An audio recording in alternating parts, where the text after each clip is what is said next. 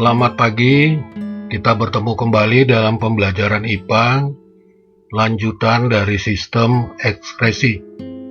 Pada pertemuan kali ini kita akan membahas tentang kulit, hati, dan paru-paru. Nah, kita bahas yang pertama kulit. Kulit adalah lapisan jaringan yang terdapat di bagian permukaan tubuh. Kemudian, pada permukaan kulit ini terdapat kelenjar keringat yang nantinya akan mengeluarkan keringat, kemudian keringat itu akan dikeluarkan melalui pori-pori. Nah, ini kelenjar keringat.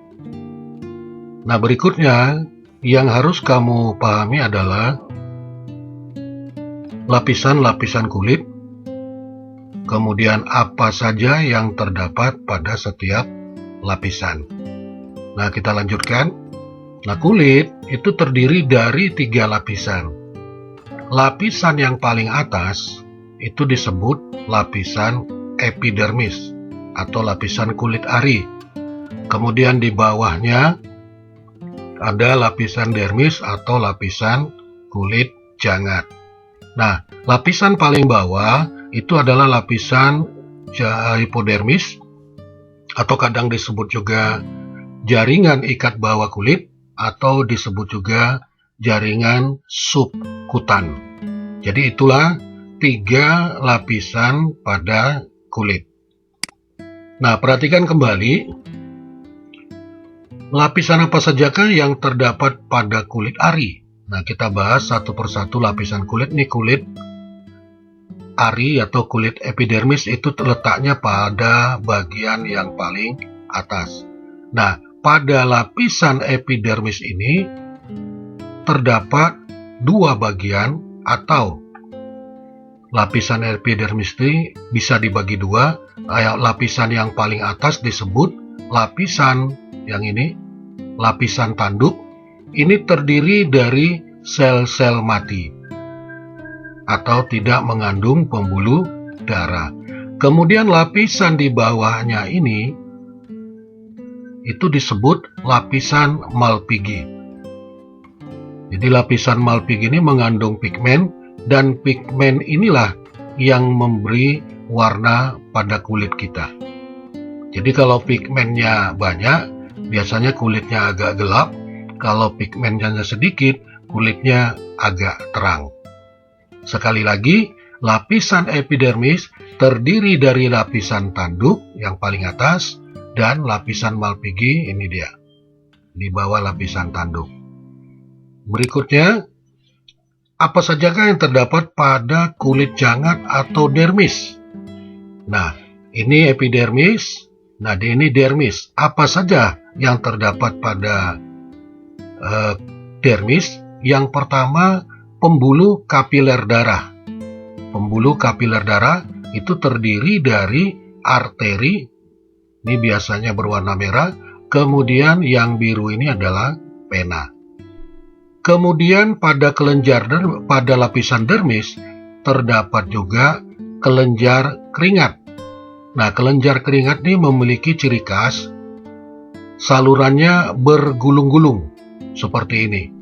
Jadi kalau kamu lihat gambar bentuknya seperti ini dan ujungnya sampai kepada lapisan kulit paling atas yang kita sebut pori-pori, maka ini adalah kelenjar keringat. Kemudian ada kantung rambut yang ini. Ini kantung rambut. Ya.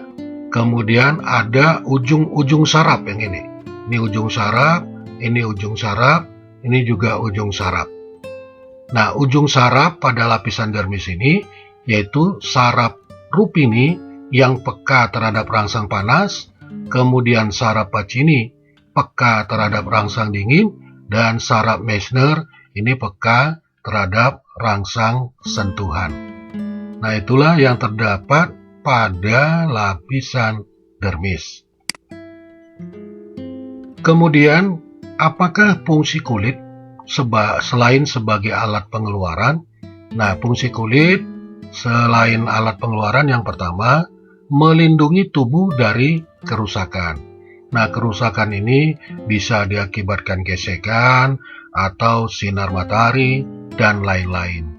Kemudian, kulit juga berfungsi sebagai tempat menyimpan kelebihan lemak. Yang ketiga, fungsinya tempat pembuatan vitamin D dengan bantuan sinar matahari. Nah, yang keempat, fungsinya sebagai indera peraba. Dan yang kelima, fungsinya sebagai pengatur suhu tubuh. Nah, inilah fungsi kulit selain sebagai alat pengeluaran. Berikutnya, bagaimanakah kulit kita mengatur suhu tubuh? Maka ada dua, dan kulit ini ketika pada suhu dingin, maka pembuluh darah itu mengkerut. Biasanya ciri-cirinya adalah rambutnya berdiri, kemudian keringat tidak keluar. Itu pada suhu dingin. Sedangkan pada suhu panas, pembuluh darah ini melebar, kemudian rambutnya turun, kemudian dihasilkanlah kelenjar keringat. Itulah cara kulit mengatur suhu tubuh. Nah, kemudian perlu kamu ingat kembali bahwa pada saat suhu panas yang aktif mengeluarkan air, karena air itu bagian dari keringat, adalah kulit. Sedangkan pada suhu dingin yang aktif mengeluarkan air adalah ginjal. Nah, ini diatur oleh bagian otak yang kita sebut nanti bagian hipotalamus. Kalau pada suhu panas, maka hipotalamus akan mengirimkan sinyal kepada kelenjar keringat untuk aktif mengeluarkan keringat. Sedangkan pada suhu dingin, maka hipotalamus akan mengirimkan hormon untuk mengaktifkan ginjal mengeluarkan air. Nah, itulah cara tubuh kita untuk mengatur pengeluaran air dari dalam tubuh. Kita lanjut. Gangguan atau kelainan pada kulit yang sering kita temukan, yaitu yang pertama jerawat.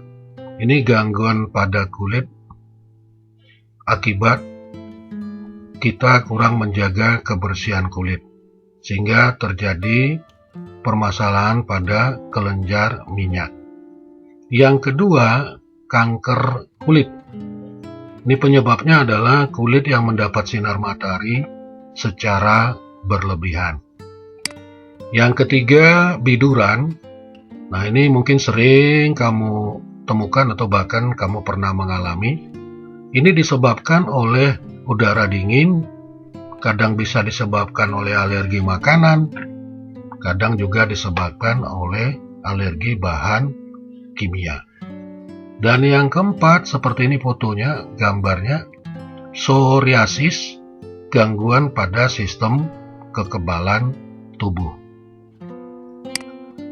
Kemudian ada juga penyakit yang disebut ringworm, seperti ini gambarnya.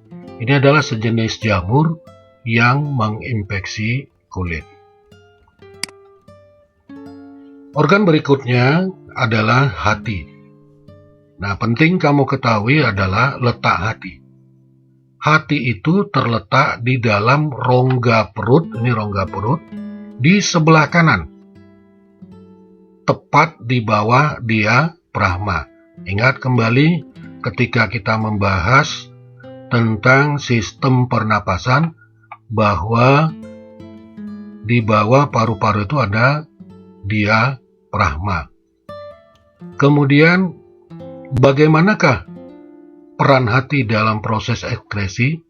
Maka hati itu akan membentuk urea. Urea ini berasal dari sisa-sisa metabolisme protein, kemudian nanti akan dikeluarkan bersama urin. Fungsi hati yang pertama menawarkan racun yang masuk ke dalam tubuh. Kedua, menyimpan gula dalam bentuk glikogen. Ketiga, mengubah provitamin A menjadi vitamin A. Kemudian keempat, tempat pembentukan protombin menjadi fibrinogen. Dan yang kelima, tempat pembentukan empedu yang berasal dari sel darah merah yang telah rusak dan nanti akan dihancurkan di dalam limpa. Nah, itulah tentang hati yang harus kamu ketahui. Berikutnya, gangguan dan penyakit pada hati. Nah, yang pertama mungkin kita sudah pernah mendengar istilah hepatitis. Hepatitis ini adalah penyakit peradangan pada sel-sel hati karena terinfeksi virus. Nanti kita akan mengenal ada hepatitis A, kemudian ada hepatitis B.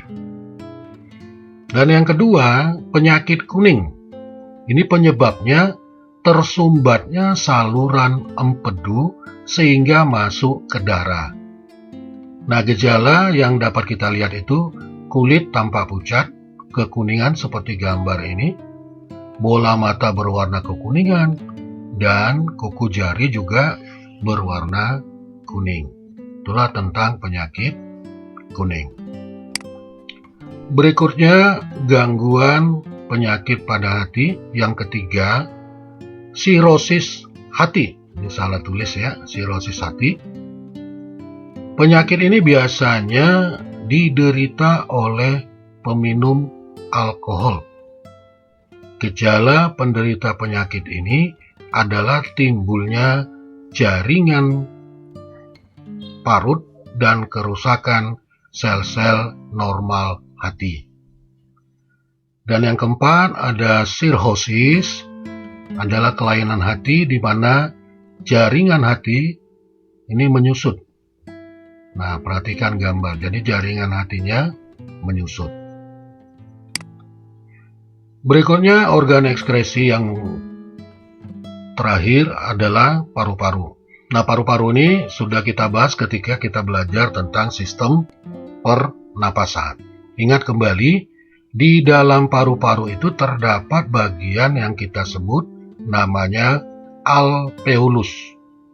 Nah, di dalam alveolus inilah terjadi pertukaran antara karbon dioksida dan oksigen.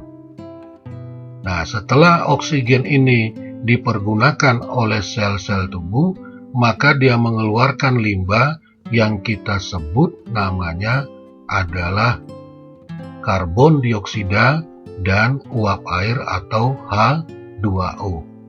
Nah, itulah fungsi paru-paru sebagai alat ekskresi, yaitu mengeluarkan karbon dioksida dan uap air. Selanjutnya, untuk mengetahui sejauh mana pemahaman kamu tentang materi yang sudah Bapak berikan, silakan kamu kerjakan tugas berikut ini dan nanti kamu kirimkan melalui Google Classroom. Demikian pembelajaran kita hari ini. Tetap semangat dan jaga selalu kesehatan.